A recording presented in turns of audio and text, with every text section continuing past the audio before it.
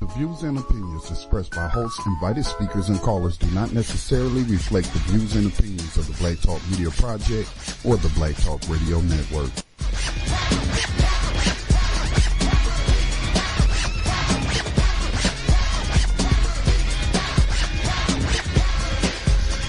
Hello, everyone. I'm Dashan Farad. Let's build.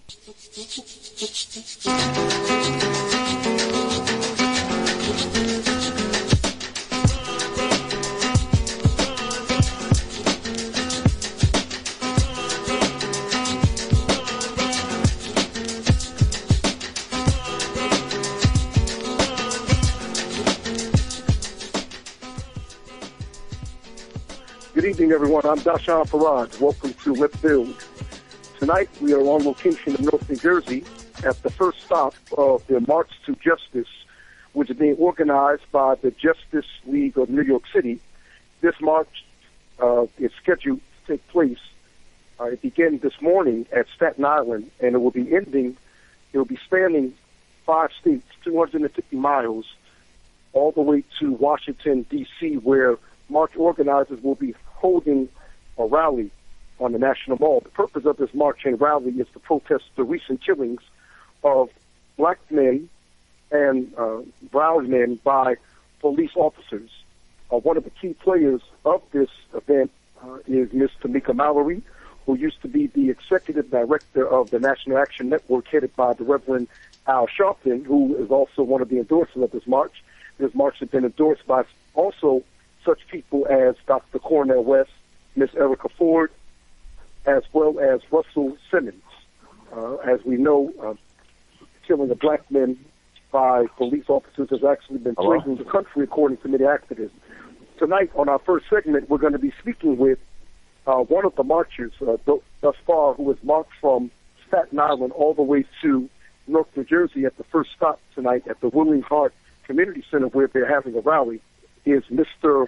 Walter Newsome. Are you there, Walt? I'm sorry, Walt's supposed to be calling in from a 917 number. I believe we have him on the line, Brother Doshan. Oh, I'm sorry about that, Walt. How you doing, Walt? Hanging in there. How's everything, my good brother? Thank you. Listen, thank you for joining us. And, of course, we're only going to have you on this segment for about a half hour. We want to know thus far, first, why are you participating in the march? Okay, I've been participating in marches since Sean Bell. Okay, my parents raised me to be socially conscious. My parents raised me to be very proud of being black, and so my parents actually met at a civil rights march. Okay, so by all means, this is in my blood. Okay. So when we talk about why we march today, I have to think, I can think of many reasons, but the most important one to me is that things that are from the past, we're doing away with now, okay? Now, let's talk about domestic violence, right? It's no longer accepted, okay? You can't outright bash gay people, okay? Those are hate crimes.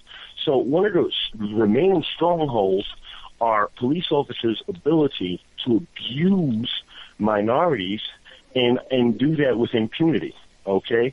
This is one of those old strongholds that are here in a changing world that simply has to change. You just can't murder us anymore. You cannot shoot us down like animals anymore. And I love my country, God bless America, but we're all a bunch of hypocrites if we act like this isn't happening, if we don't acknowledge it. So by us walking 5 states, we're showing how deeply we feel about this and trying to draw attention to the matter. Okay, so I understand it now.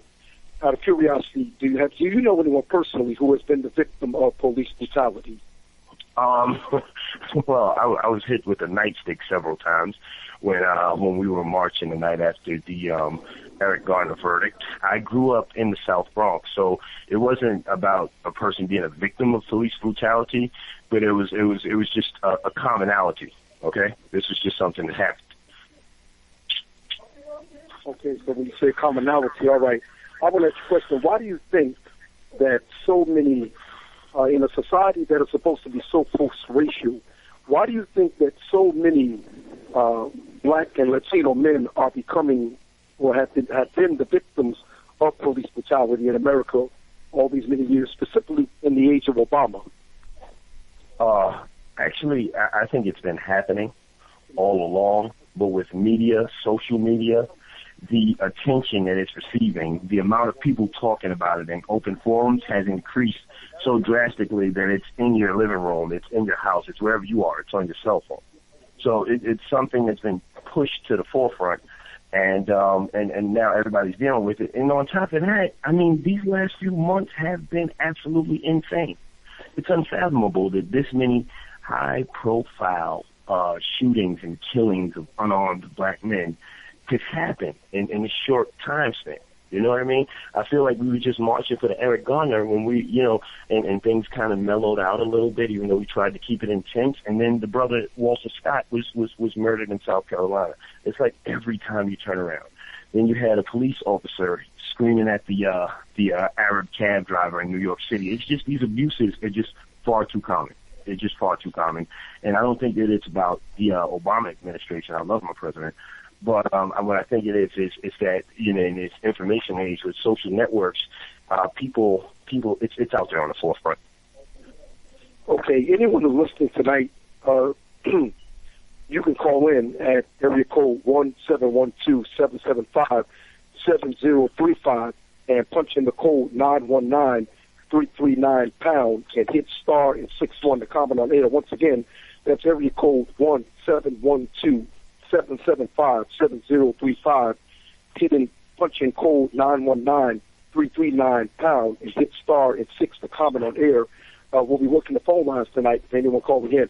Now, Walt, how would you respond to many people on the right, many conservatives, specifically the Bill O'Reillys and the Sean Hannity's, who would say, well, black people are always complaining about police officers shooting them. Why don't they ever complain about the black-on-black crime that is currently plaguing black communities across America? That's an excellent question, okay? And I'd say that anyone who'd say that is ignorant in the true meaning of the word. They lack intelligible knowledge on the topic, okay?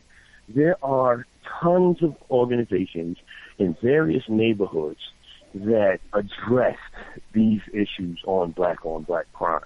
You understand? Like I can name 5 projects in the Bronx that have similar programs. I can name program after program, but when we're talking about police brutality, that's something that's in the mainstream.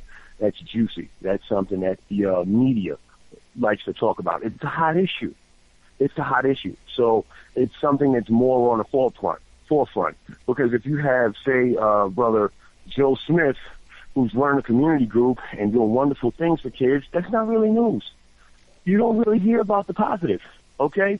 You don't hear about a man who takes his small paycheck and puts the kids in basketball tournaments to give them alternatives. You don't hear about those stories. What you hear about are, the horrific crimes, and you also hear about, and you hear about these police brutality cases and these organizations like the Justice League who organized this march, which is a wonderful group of people. These women are amazing. And you hear about these because these are at the forefront. This is the new civil rights movement, Now, so you'll hear about that. Now, do you feel that President Barack Obama is doing enough to, I remember you mentioned, we both mentioned President Obama a few minutes ago. Do you feel that he is doing enough to counter police brutality? I really don't have the numbers on the federal probes into these acts, but I know in recent times with the federal probe that happened in Ferguson, and there was also another one that was convened. It escapes me right now, but I'm hearing a lot more about them now, as opposed to before when you had kids like Ramari Graham who was killed in the Bronx. You know what I mean? You hear about Sean Bell who was murdered before his wedding. I didn't hear about federal probes into these activities. So yes, I think the president has intensified the efforts. Okay, so what do you think, I should say, what do you feel the role that black police officers can play in this? Okay, a few weeks ago I spoke with former New Jersey police sergeant, Officer Sergeant DeLacy Davis, who years ago, over 20 years ago, he set up the organization called Black Cops Against Police Brutality in North New Jersey. Okay, what role do you feel that black police officers can play in this? Because they often get criticized for turning a blind eye to police brutality against black people. What do your personal point? Yes, First off, not all cops are bad. I've worked with several. I worked for Robert Johnson, who's a black district attorney in the Bronx. I was his liaison to the community. And not all cops are bad. However, there are bad ones out there. And there's a code of conduct, whereas, it's almost similar to the street code of not snitching, where police take care of other police officers. So what black police officers can do is they can refrain from covering up. I don't care if you're called a snitch. I don't care if you become a pariah of sorts. You have to do the right thing. How can we have justice? How can we have a just society if those who we trust to enforce the laws are abusing them? Secondly, I just say black cops would have to really stay true to their roots. Like, when you become a police officer, you're no longer black or white. You become blue, okay? And it's just what it is. They're all a member of this class. But you really just have to stay in touch with who you are. You know what I mean? Like, I would rather a cop that is familiar with my neighborhood, my surroundings, to police it, as opposed to someone who just saw these crimes and these acts that occurred on the news, who lived out in the suburbs somewhere, who saw these crimes occurring on the news. I'd much rather prefer someone who is familiar with my community. Now, cops have a tough job to do. They deal with people who break the law. They deal with dangerous people. No one is discounting that. But it's just the time has come for them to do a better job. And it's time for that to come from that order to come from the top down. And you just can't, it just has to be implemented, and it has to be strategic. That's why we're marching to DC. That's why we had this bill for these, for oversight over police departments. That's why we are asking for these things. Okay, now, what we wanted to know is, you have several, the thing that sickens a lot of activists is when you hear individuals say, well, if black men would pull their pants up and take care of their families and stop hanging on street corners and stop beating their wives, they wouldn't be shot down by police. How do you respond by such justifications? Okay, I'll tell you right now, I'm 38 years old. I'm a product of the hip-hop generation. My pants were too low for my dad. God bless his soul. He said, pull your pants up. Lawyers don't look like that. Well, this one does, okay? It has nothing to do with pants. I'm sure back in the day, people thought afros were the end of all times, all right? Either people can do two things about these pants. They can contribute and pay rappers to do public service announcements and to just push that style out of fashion, or they can shut up and wait for it to pass.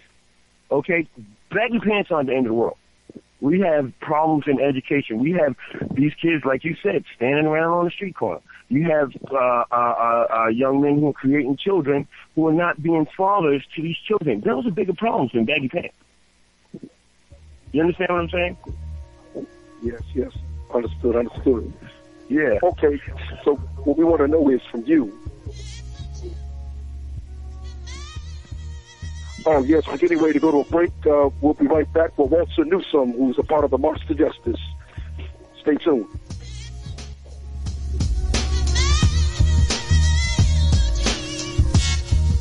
You are tuned in to the Black Talk Radio Network. For podcasts and live program scheduling, visit us on the web at blacktalkradionetwork.com.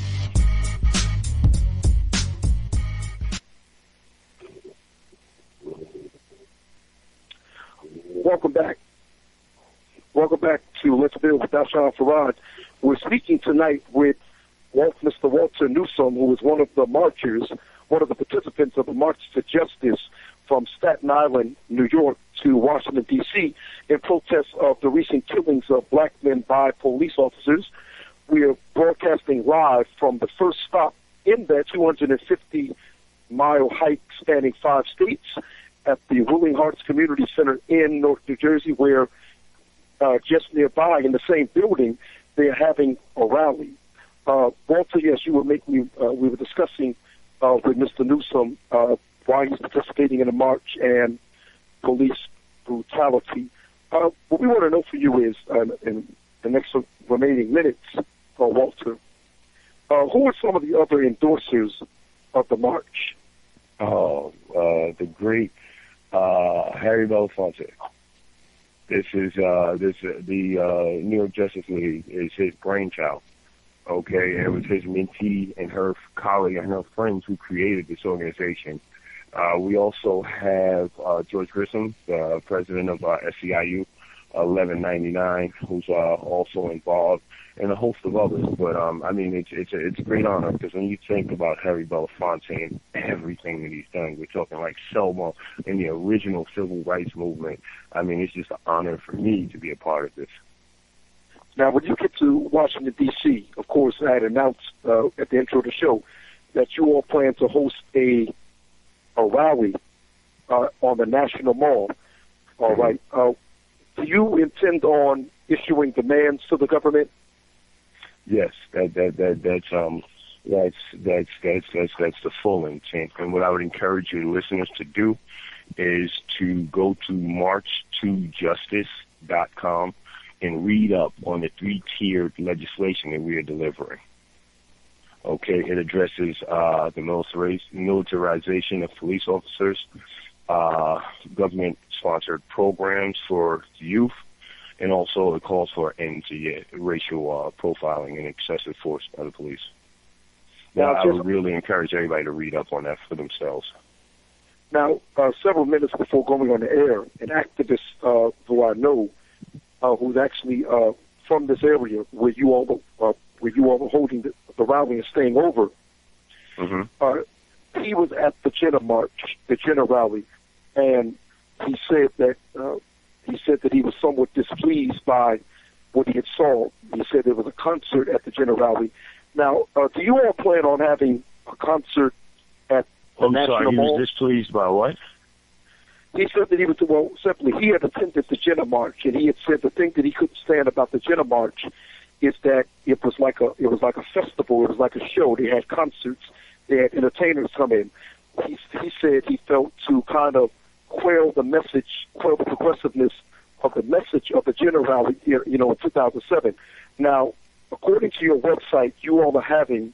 He had pointed out to me. What you really need to understand about this movement is that it has substance. Like, people here are serious. Like, no one's playing around. Men are dying in the streets. No one's suffering. Okay, this is not a game. This is no festival. This is no joke. You think it's fun for me to walk 20 miles a day, brother?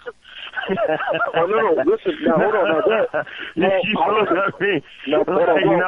No. So when we get to D.C., there's going to, I'd say about 15 to 20% of the show will be entertainment. But no, this is substance. This is materials and information that you can sink your teeth into, and hopefully it will inspire people to get out there and, take action themselves. Now, Ralph, just to clarify, like I said, I wasn't at all agreeing with this gentleman. Okay, but this gentleman, he had actually shared the same sentiment that several other people have actually hit me up on, emailing me about, but he was the first one to speak with me directly about it. When he saw a concert being held, he thought that it would be, that it would turn into what, remember Malcolm X had criticized the March on Washington of '63. He said that it became co-opted by the very people that the Marxists were protesting against. So this particular brother was actually raising a similar concern. But you're saying you're saying it's not a legitimate concern. You're saying it won't just be a big concert. You all are actually trying to raise hell. Yeah, absolutely. And so you go on the website, like you look at Carmen Perez, you look at Tamika Mallory. Like, these sisters are serious. Like, I gotta take my hats off to them. Like, the sisters are really leading the way. The brothers have to catch up. okay? These sisters are serious, and like nobody out here no one out here is playing around. Like we're dying out here, and in the America that we live in, what's happening is unacceptable. So this is not a time to party. This is a time to take action. So I mean, people can go to concerts, they play music, they can go to the club, they can do whatever they want if they want to party.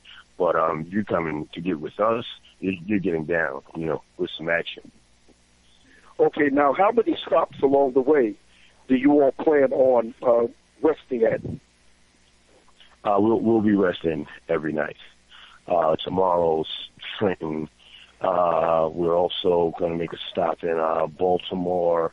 We're going to be at Howard University the night before the National Mall. So we'll be stopping over at a few places. At some of those places, we'll have rallies, which you can go onto the website and see. And some nights we'll just be resting. Like, people already had blisters on their feet. Some people had to stop marching part of the way and actually be, driven to the location. Everybody's okay. Everybody's in good health. It's just, it takes a toll on your body, because you got to think, we're doing close to a marathon every day for 9 days for blacks, for Latinos, for just Americans, just to make America and this world a better place. So this is what we're sacrificing, to bring I couldn't say notoriety, but to shine light on this on these issues, just to let the world know we're not playing.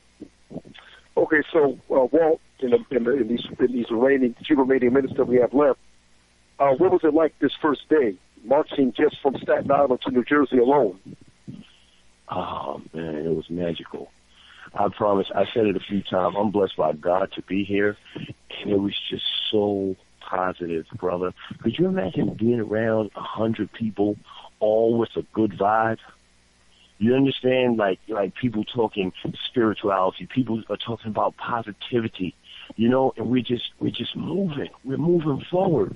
We are moving forward, and we're walking along. We chanted part of the way, but it's a painstaking ordeal, but it's wonderful at the same time. It's really wonderful at the same. You feel like you're walking into history. Well, listen, I know I bumped into a few folks that they said, look, we can't go any further because of mainly due to work, but it was one well-known activist, for example. Ms. Erica Ford, she's been in the struggle for social justice for quite some time, but she was about tore up. She said she had to, there was a point at the program where they were asking you that if you participated in the march, when Tamika Mallory asked if you participated in the march, please, she said, can you please stand? First thing Erica Ford said was, can we? She was about, she's about to pass out. Let me tell you something. Erica led us in breathing exercises. She helped us stretch. She controlled our pace. She was amazing. And when we were on like our 18th mile today, she was like running up to the front of the line and straighten something out. I was like, where do you get the strength from? She was amazing. Absolutely amazing. Absolutely amazing. Now, have any actors or celebrities offered to be a part of this march as well? There has been some previously in the movement when we had the boycotts, the Justice League on the boycotts and the die-ins after the Eric Garner verdict. And there are many more that are meeting us in D.C. I would encourage everybody to come out there, your listeners in D.C., and find out for themselves. Okay, now, another thing I wanted to address with you, of course, for the past several months, since the killing of Michael Brown, we've seen the birth and the proliferation of the Black Lives Matter movement. How would you, and I'm not at all trying to put you on the spot, but how would you respond to those who say, instead of us saying that Black Lives Matter, why can't it be All Lives Matters? And what would happen if there was a movement called the White Lives Matters movement? Is this some of actually accusing the Black Lives Matter movement of advocating reverse racism? And you hear this from many people, such as the likes of, once again, Bill O'Reilly, Sean Hannity. How would you respond to that? Why not All Lives Matter? Why does it have to be Black Lives Matter? Yeah, like I told you, okay, my name is Walter Newsom. And the way I feel about that is it pretty much enrages me, because why does it bother anyone that black people are concerned with their well-being? Isn't everyone always telling us to be accountable, take care of your babies, get jobs, and do this? So when we try to take care of ourselves, you question it?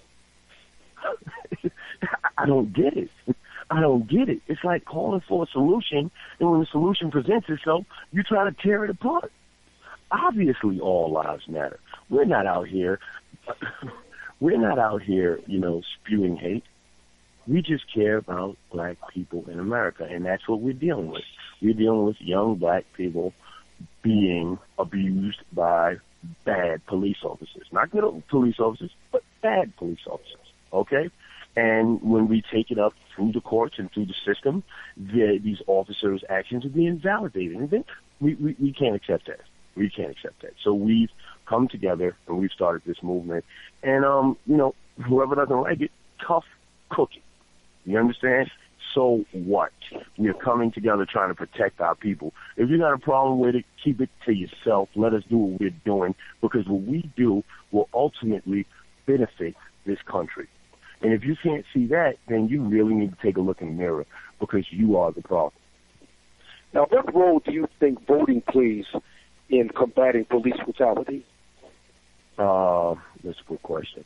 Actually, I'm from the Bronx, and I ran for city council year before last.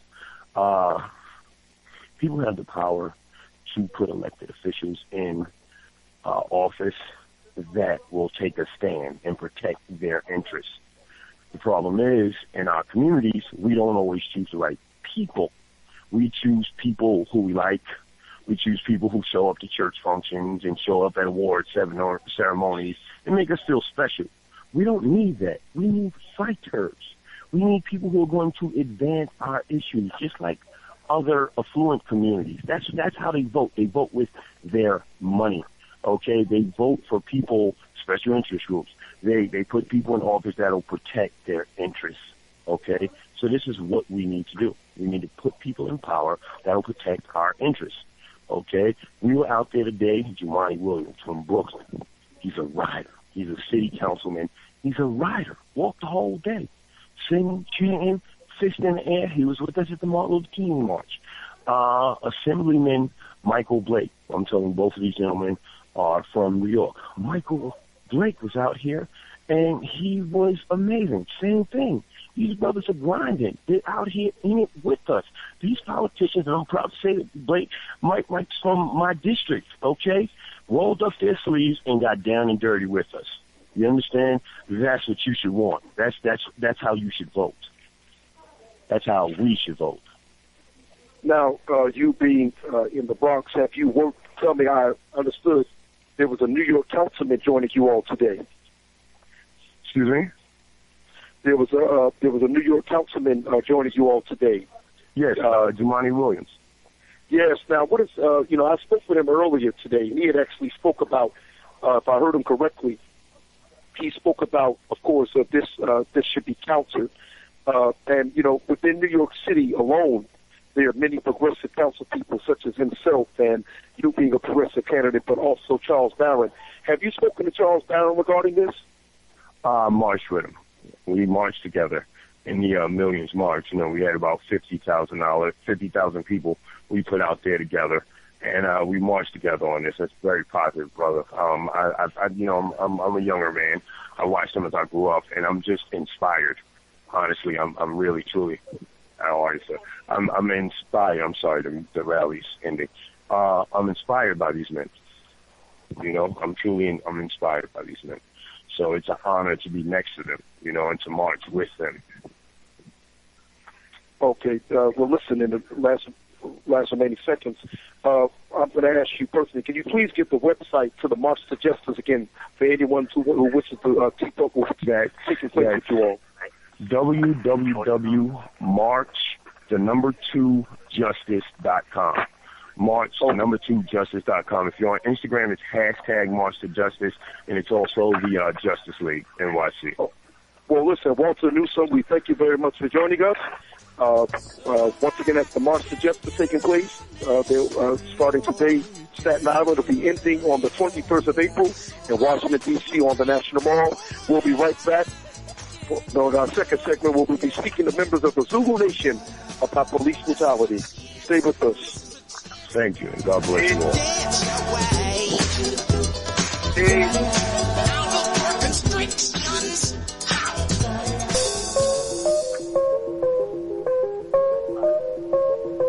This is Brother Elliot, host of Time for an Awakening, and you're listening to Black Talk Radio Network, new media for the new millennium.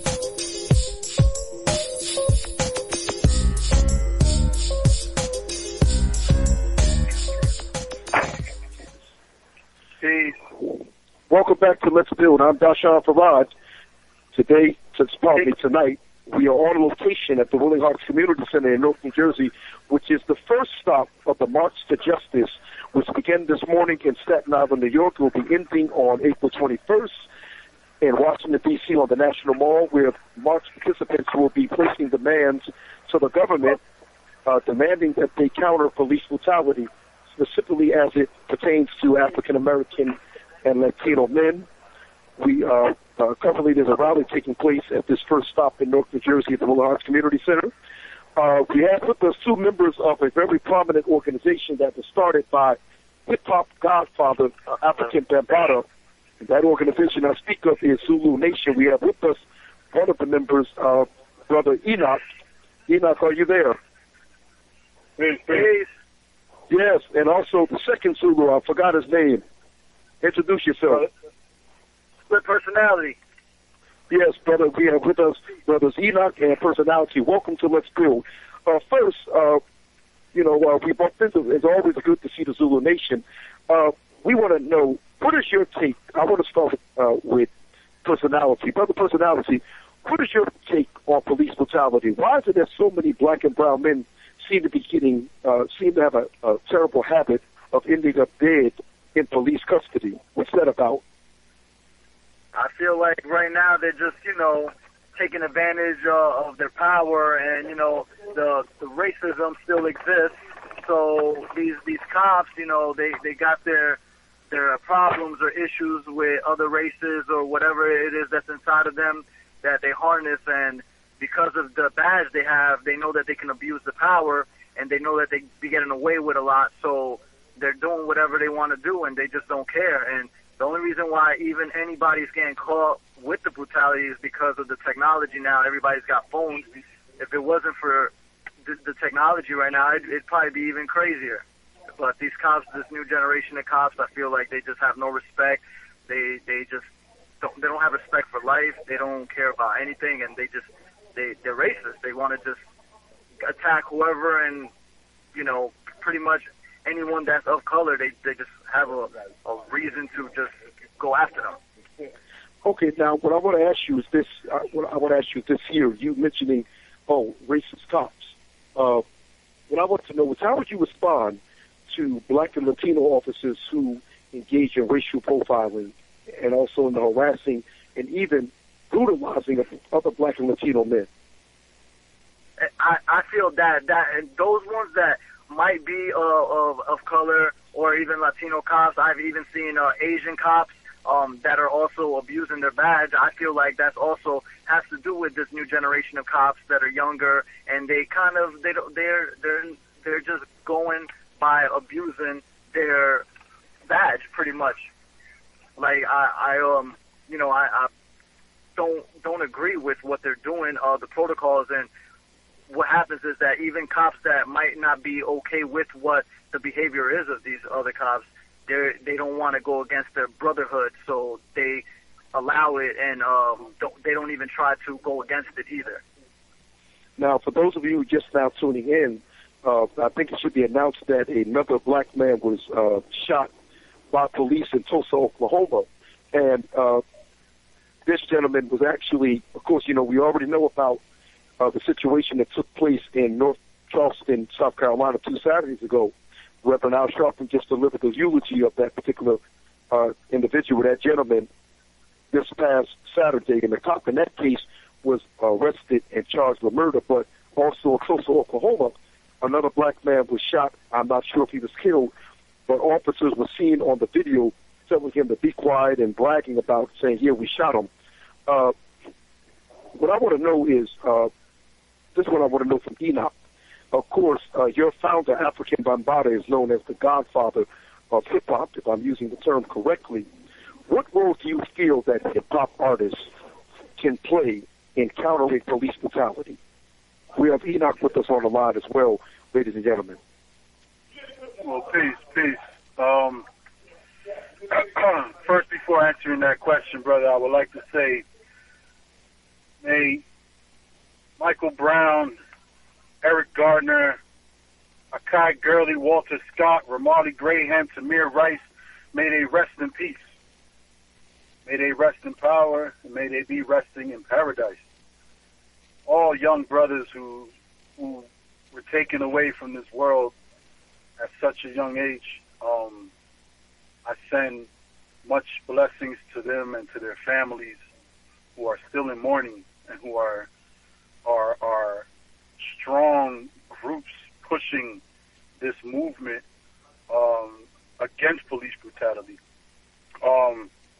Now, what do I feel as where hip hop culture's MCs play a role in this is hip hop culture is a movement. It's a tool that educates. It's a tool that brings awareness.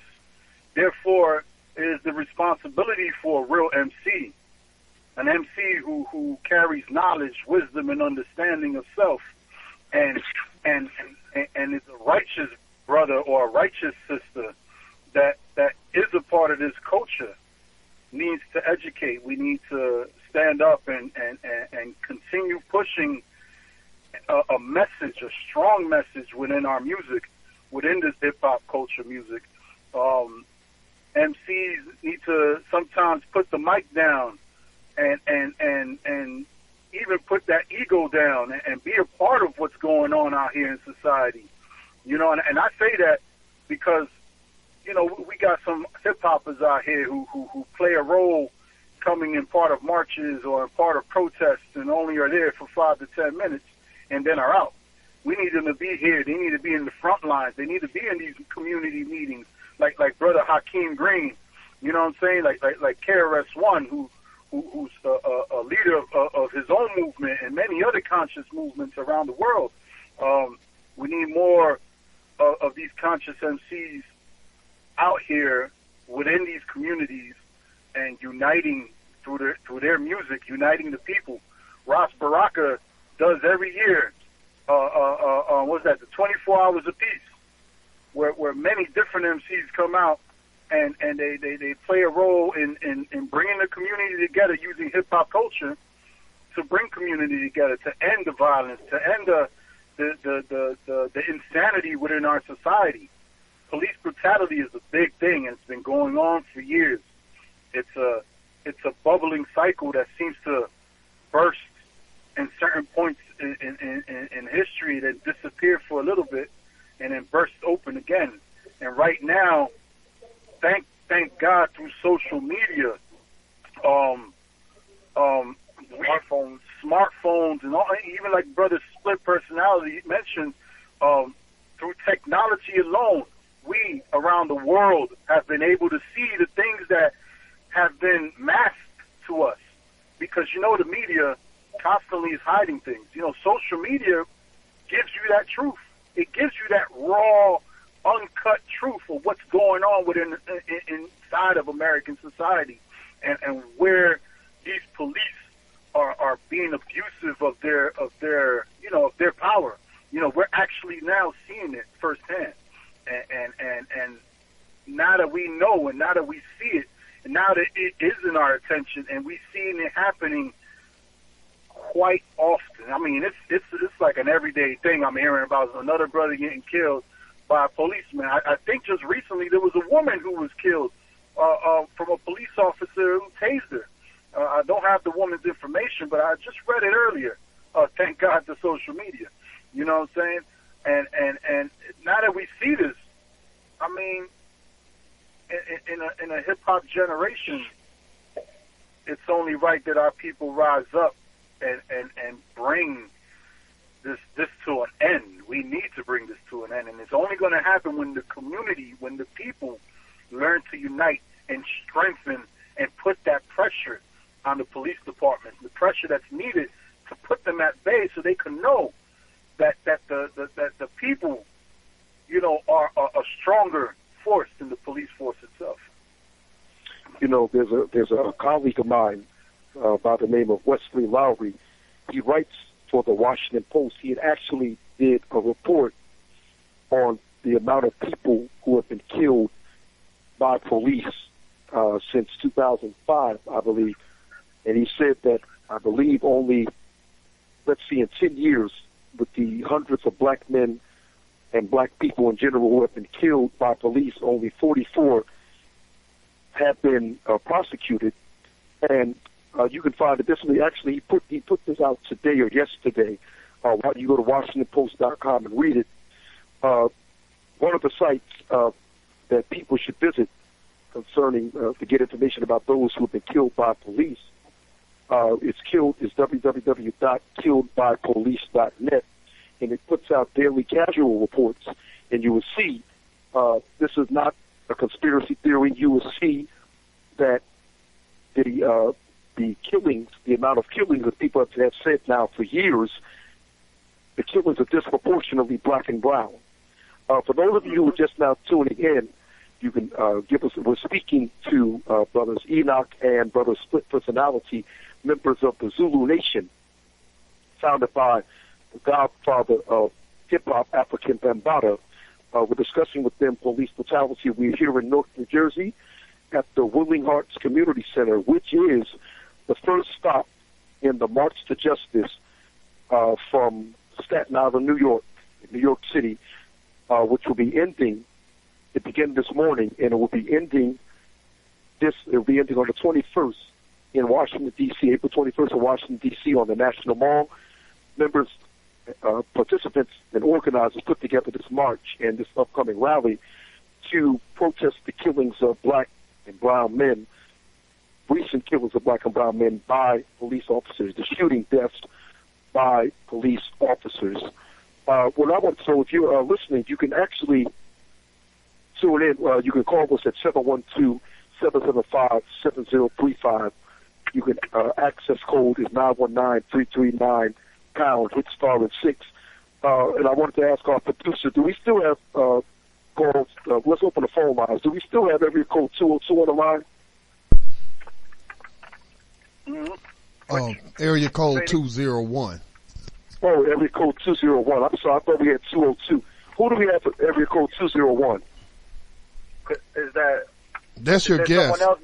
That's your guest that you've been speaking to. We do have a caller on the conference line from the area code 202. If you that's what I'm talking about. Yes, if you are the scheduled guest, please hit star 6 and the number 1, and that will buzz me, because we do have people, who tune in through the phone all over the nation. So I'm not sure if that's them. We can do a quick check.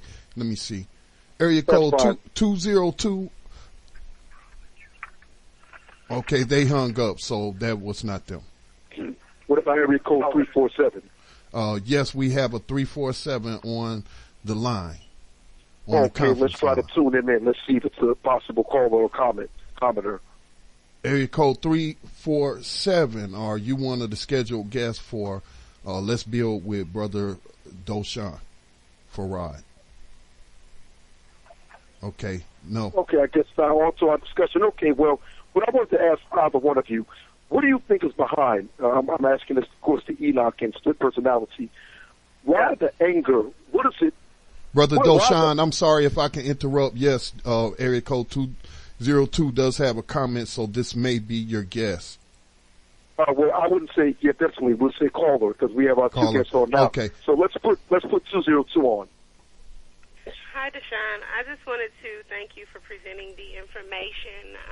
I have been disheartened by the fact that the movement has not had a specific agenda, and there have been false personalities in the front line, where we really need somebody, as you all have said, to stand in the gap and to really, really fight. So your other guest who was on, I've been following Africa Bambaataa since I was probably in diapers, so I go all the way back. Ma'am, I want to ask you, what is your name and where are you calling from? Oh, I'm sorry. My name is Maka Taylor. I'm calling from Washington, D.C. Okay. So, go ahead and continue. Yeah, I just wanted to thank you, brothers, for presenting this information. When I saw this by me being in D.C., I'm definitely going to be a part of it. We got a campaign going on here to take Barry's seat, which is equally as important because policy legislates life. So I'm just pleased that, they did say that they will be presenting some objectives to legislation because as a mother, as a parent, and as Mother Earth, it's really, really sad, and I'm extremely sensitive to the state of my melanated man. And I now also understand my position. Excuse me, calm down, girls. My position as a woman to allow you all creative expression so that you can get to your highest heights. So, Deshaun, just thank you for continuing the work that you do. I wish you would answer some more of my questions on Hillary, but I ain't going to hold you against it. And just thank you all you brothers who have maintained strong, firm fronts in manhood and African ancestry and in our culture and standing strong. So thank you. Thank you for calling, my friend. Peace, Queen. Peace, Queen. Thank you. Thank you very much. Okay, so what we were saying, and that was a very excellent call. We thank Mecca Taylor in D.C. We thank her always for her support. And here's a black woman who is very saddened, as we know. Many black women. Okay, we're going to go to a break now. We'll be right back right after this. Please stay with us. Now let's put it all in perspective before the outrage burns out misdirected. What can we do so our community's protected? I believe that should be our main objective. While we full of rage and we want to make a difference, let's do more than protest. Let's make a commitment to be proactive, not just emotional reactive. Move like G's, never pass. You are tuned in to the Black Talk Radio Network. For live programming schedules, visit us on the web at blacktalkradionetwork.com. Welcome back to Let's Build. I'm Dashawn Farad. We have with us two prominent members of the Zulu Nation, brothers Enoch and Split Personality. We're discussing the March to Justice and police brutality. We are here broadcasting live in North New Jersey at the Willing Hearts Community Center, which is the first stop in the March to Justice, which began this morning from Staten Island, New York, and it will be ending on April 21st in Washington, D.C., on the National Mall, and it's being held in protest of police brutality as well as other injustices facing oppressed groups of blacks and other oppressed groups of people. And of course, just to let you know, the trip spans maybe about 5 states, 250 miles. Okay, gentlemen, in the last call, raised an interesting point, and here she is as a black woman, and as we know, many black and brown mothers have to have that conversation with their sons that Mayor de Blasio spoke about having to have with his son. Mayor de Blasio, although he's a white man, he has a black son by a black mother. And he explained how he had to have that same conversation with his son, warning him of how to carry himself or being afraid of him being shot down by police. Do you find, Enoch and Split Personality, do you find that black and brown parents actually have it harder in terms of raising their children, but specifically their sons, as compared to, say, whites and Asians here in America? Rob, go ahead. That's an interesting question. Me being part of the brown community, I myself, background Ecuadorian and Boricua, I represent my indigenous cultures of the Tainos and Incas. I'll give you a quick heads up. I mean, I was born and raised in Irvington, right here in New Jersey, Essex County. Went to schools in Eastside High School, St. Michael's School down in Newark. I myself had an opportunity to travel around and witness things throughout my youth, both good and bad, both negative and positive. And it dealt with the way society is. Is it difficult for us to raise our black and brown babies? It's difficult in large urban cities because it just seems like we're more suppressed out here in large urban cities versus these suburb areas where it's very different. It's a whole relaxed and changed mentality. In these bigger cities, it's a fast-paced lifestyle. we're bombarded by so much drama, violence, drugs, prostitution, robberies, murders happening left and right. There's always something going on out here. There's so much negativity within our streets from the gangs and the drug dealers that are out here. Youth are just going to grow up looking at that unless we keep them inside the house. Now, I was one who, to the age of 9 years old, I was always in the house. After 9 years old, of course, when my father left the family, I was touching the streets more. I was out more. I was being influenced by the society I was growing up in. My neighborhood being Crips and Bloods, and me being surrounded by the Latino community of Kings and Yetas. That was the atmosphere growing up.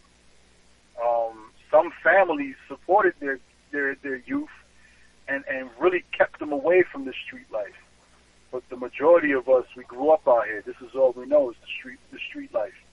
And that's what, when parents struggle to maintain their family, and I mean struggle as in putting so much time into work, trying to keep food on the table, struggling as a single parent, whether a mother or a father, struggling to raise their children.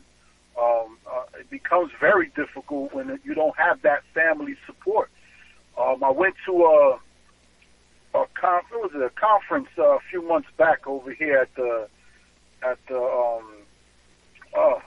Baptist Church over here on Springfield Ave. I apologize, can't remember the name of it. The Metropolitan. There you go. Yes. Yeah, Metropolitan Baptist Church, and I think you were there, brother. The New Jersey Decarcerate New Jersey conference that they had there, and the sister came up and she mentioned something that I totally agree with. In these large cities, where so much is going on, where so many different types of mentalities are out here, we tend to have lost the sense of community, of neighborhood. We lost. Families have lost that sense of growing like a village. I'm a strong believer that if we put mind into our family the way we put mind into reality TV shows, the same way we put mind into the going out and hanging out for the weekend, the more successful our families will be growing together, and teaching our youth that family comes first, and that work is a part of that. Work is a part of keeping this family together because we all have to do our part in it. The family will grow together and build together, and will become more tightly knit. Out here in this society we're growing up in, man, you don't have that. Too much individuality, too much separation, and it seems like police putting their pressure, gangs putting their pressure, and all of these different things happening in society, from the schools cutting programs to unemployment rising, and it's becoming harder and harder for people to really put mind into building with family. They tend to struggle, stress, become depressed, become so aggravated with life, they just start drinking and smoking, and you get caught up in this lifestyle, and it becomes very difficult. It becomes very difficult for us to grow as people. So do either of you think, excuse me, that perhaps marching and rallying has become outdated, as some have suggested, regarding our communities?